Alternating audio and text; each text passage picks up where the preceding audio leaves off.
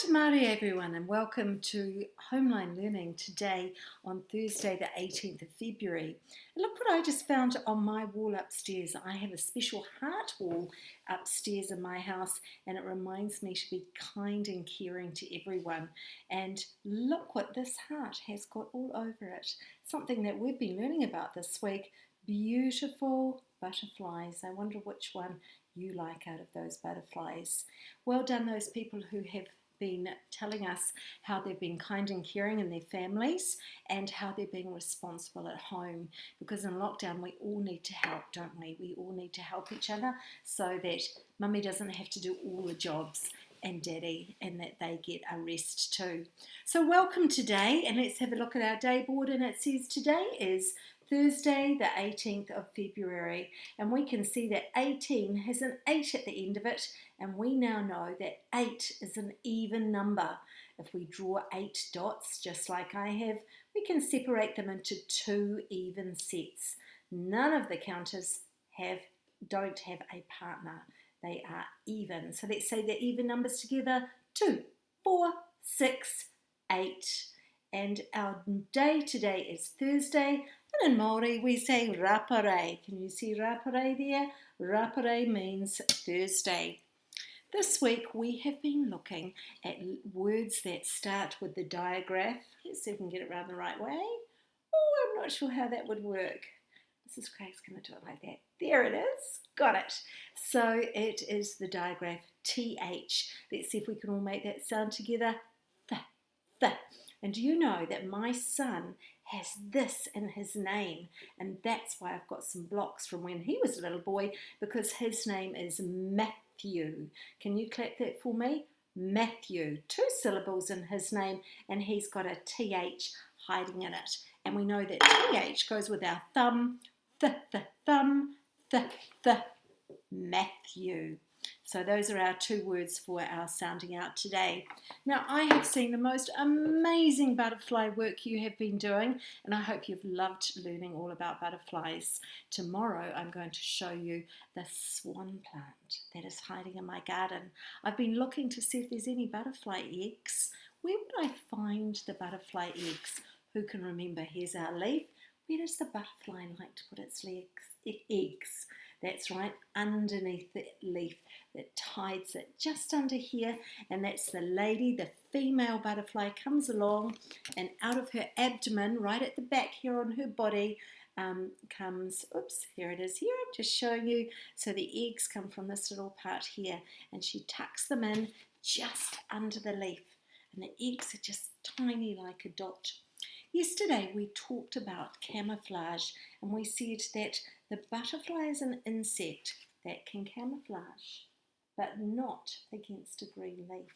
What sorts of things do you think a butterfly could camouflage? If you look at my picture in the background, we can see that when the butterfly flies across the orange picture, it's harder to see. It matches its background.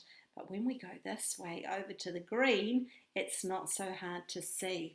So I've got 2 other insects today. Let's just check that they're insects, and you'll recognise them from our classroom. This one is a ladybird, and it's an insect because it has 3 parts to its body: a head, we can see it on this side, a head, a thorax, and an abdomen. And it also has 6 legs.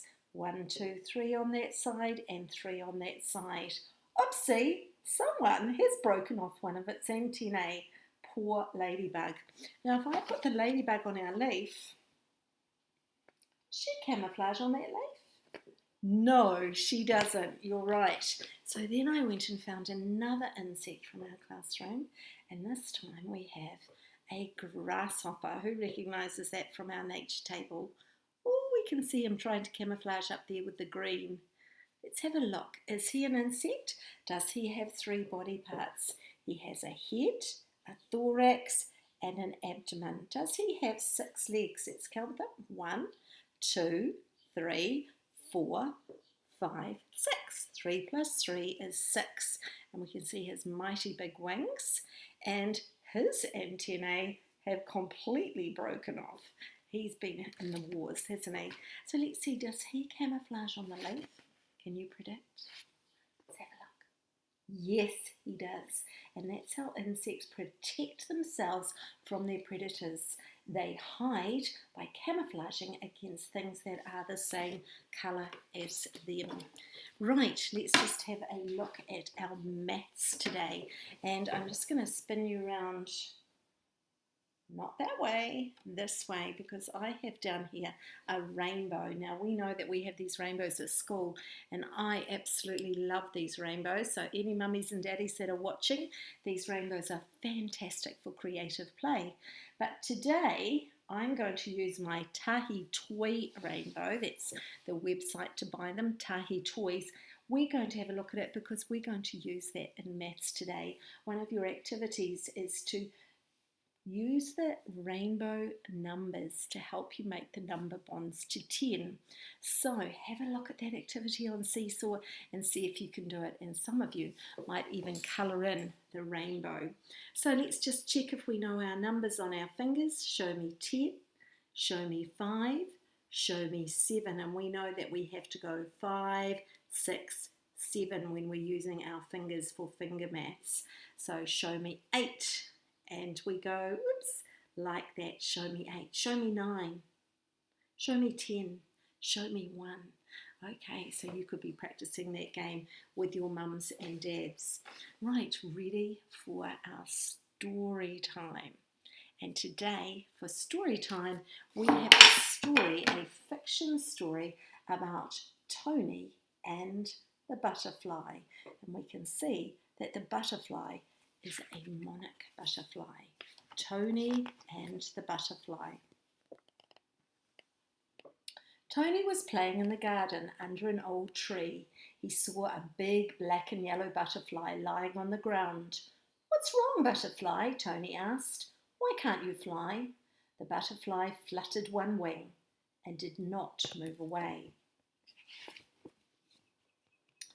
"Are you sick?" Tony asked. The butterfly fluttered only one wing. Tony carefully picked up the butterfly. It was so big that it covered both his hands. He looked at it more closely and he saw that one wing was torn. He went to the door and he called his mother. "Mum," he said, "I found a butterfly, but its wing is torn and it can't fly. What can we do?" His mother looked at the butterfly and said, "Let's call the zoo. Someone there will be able to help us. But first find a big dish and let the butterfly rest."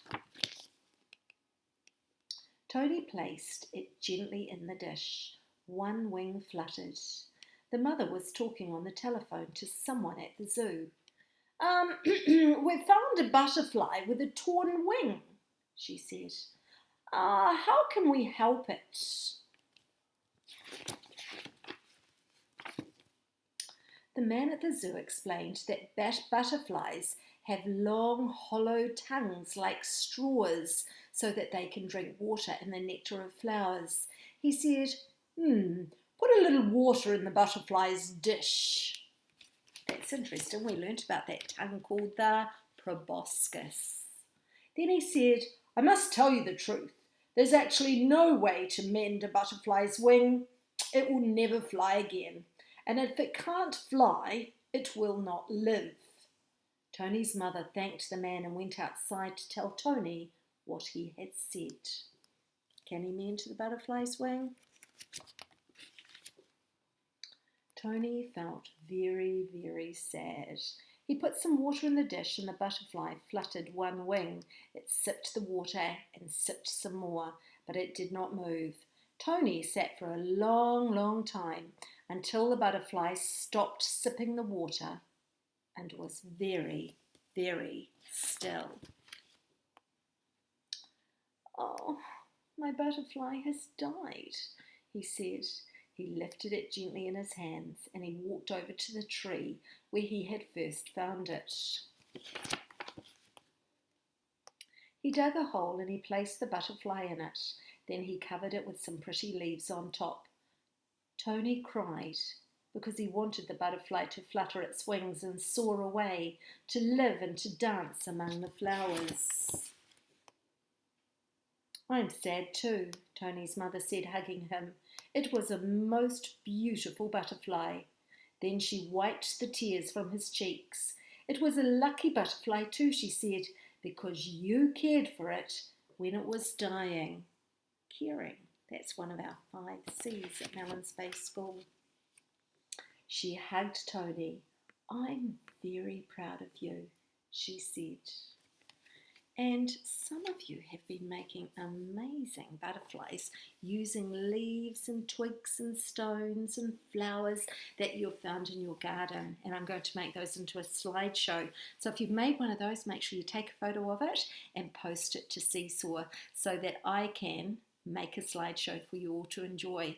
And my word, I've seen some amazing ones. Claire and Harrison, car pie, fantastic ones from you today. From you yesterday. So have a great day. It's time for me to go now, and I'm looking forward to seeing all your work, all the things that you're going to send me today. You've got a butterfly to label its parts on Seesaw. 2 Seesaw activities today. The number rainbow, and we can see my rainbow down there to remind us, the number rainbow, and the labelling of the butterfly parts. You also have some reading to do on Epic, and some of you, it might be your first time on Epic. Have a look and see what happens on there. So, haere, enjoy your day, enjoy your Thursday, and I'll see you tomorrow for Fun Friday.